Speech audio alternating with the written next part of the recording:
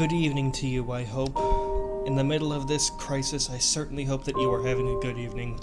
At least, better than it was for me the past few weeks. Let me explain, please. My name is Addy. I live in a rural area in Texas. I'd prefer not to say exactly which town, if that's okay with you. I enjoy going outside. I have my whole life. I go out to play golf every weekday, and I go out on the weekends to go swimming. I have a garden that I like to maintain. I think I only came inside so that I could eat, sleep, bathe myself, and do things on my computer, such as paying my taxes. I really never was one to spend a lot of time inside, yet I don't know how to describe it, but whenever I went inside, the place never felt neglected for some reason. I have no idea why. Maybe I was just used to not having the place used a lot. But for the first time in my life, I have been confined to my home. When the quarantine set in, I was still able to go outside, with my mask on, of course, to get some fresh air. It was less time outside than what I usually get, but I still went outside. However, that changed 2 weeks ago when I came into work with a fever.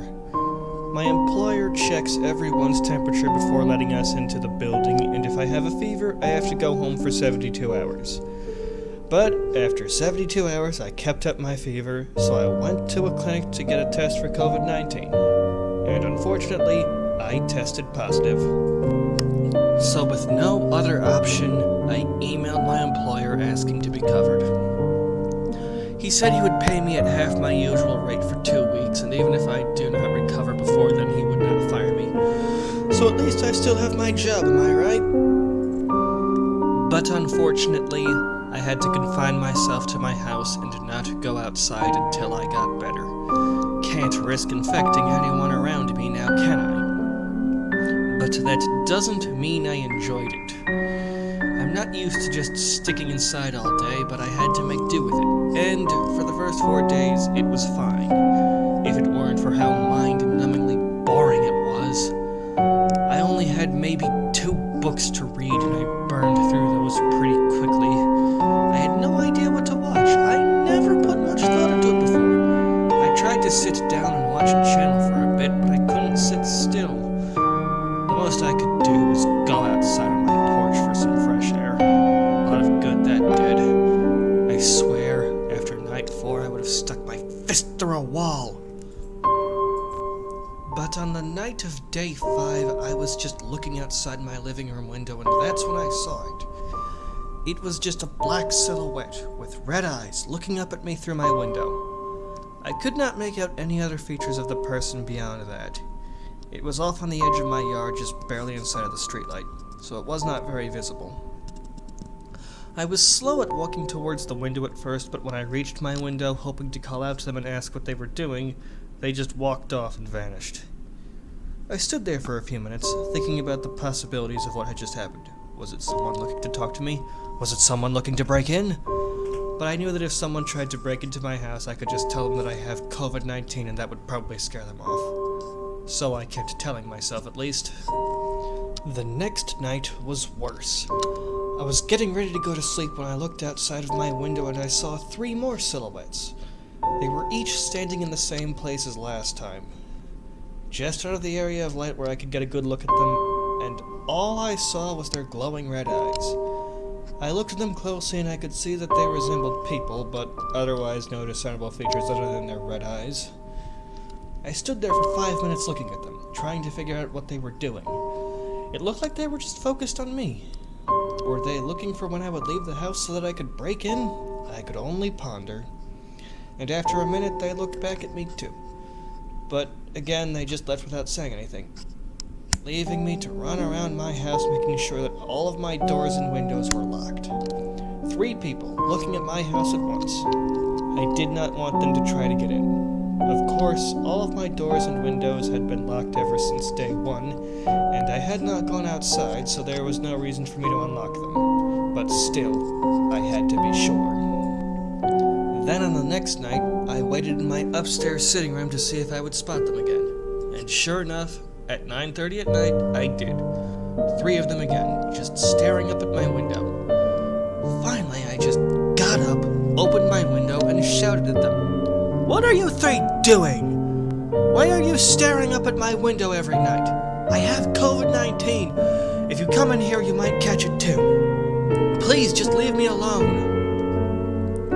I sat there for a few moments, glaring right at them. I got no response. They all just cocked their heads at me and walked off. Then I stood there, looking off, waiting for them for what must have been 20 minutes, but they never returned. So I shut the window, locked it, and went off to sleep.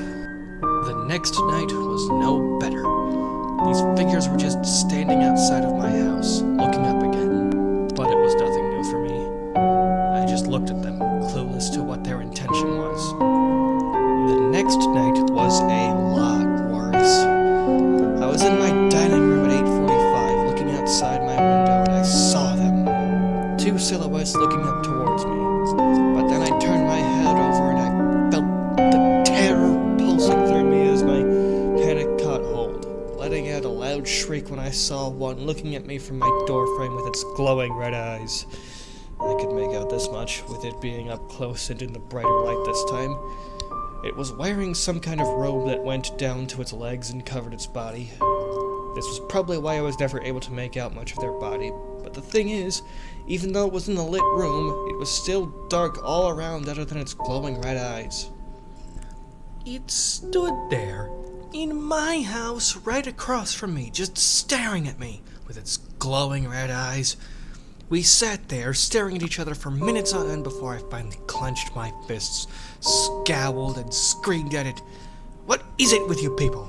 I'm stuck inside with an illness all day long, and you people just stalk and harass me all night long. Can't you just leave me alone? Do you want money? I have some money saved up. I can share some with you if you'll just leave me alone. The silhouette said nothing.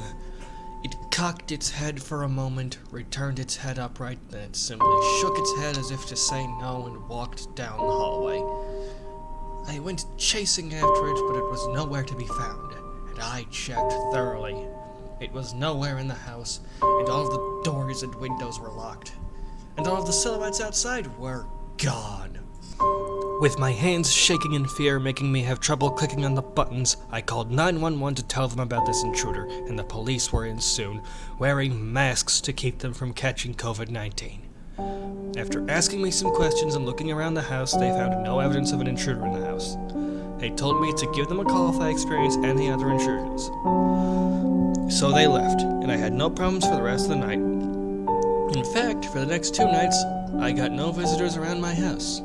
None at all. And obviously, since it had been 15 days, I was starting to feel better from COVID-19. I was coughing a lot less, so that day, I scheduled a test for the day after, and if I tested negative, I was going to get out of this place, although I did hope to set up some cameras for when I was not home. That night, as I was going to sleep, I looked up to see 3 silhouettes staring at me with their red eyes from my bedroom door. My teeth started chattering as I looked at those ominous figures. But after looking at me for long enough, they did not leave like usual. Instead, one approached me, reaching a large hand at me. I wanted to scream, but something held me back from screaming. I don't know what. Given what happened next, I would not be surprised if it just paralyzed me with magic. The figure placed a hand on my forehead. Its pitch black head felt icy cold. Then I heard it. Its voice was like that of a man's that sounded angry and unhappy. You will recover from this illness, you will be healed, and be able to continue your life of leaving the house all day. And when it said that to me, I passed out. I woke up the next morning, breathing heavily as I frantically looked around the room for any signs of intruders. I looked around, but there was no trace of those figures, and I did not want to call 911 again for fear of being told off by them. Once I had some time to collect my thoughts, I noticed something. I wasn't sick anymore. I felt perfectly fine. No coughing, no sneezing, no fever, nothing. I went in for my COVID-19 test later that day, and I turned up negative. I emailed my employer the results, and he said that I could come back to work tomorrow. But I wasted no time leaving this house. I wanted out. I wanted to tend to my garden. I wanted to go golfing. I wanted to be outside and nut around these silhouettes. And so I left, locking my house, and went out to play golf and tend my garden, practically jumping for joy at the freedom I was experiencing. I did not get any visitors that night. The silhouettes, it seems, are leaving me alone. And now I am back to work. I'm still kind of scared, but I also feel a bit of relief. They seemed to just want me out of the house.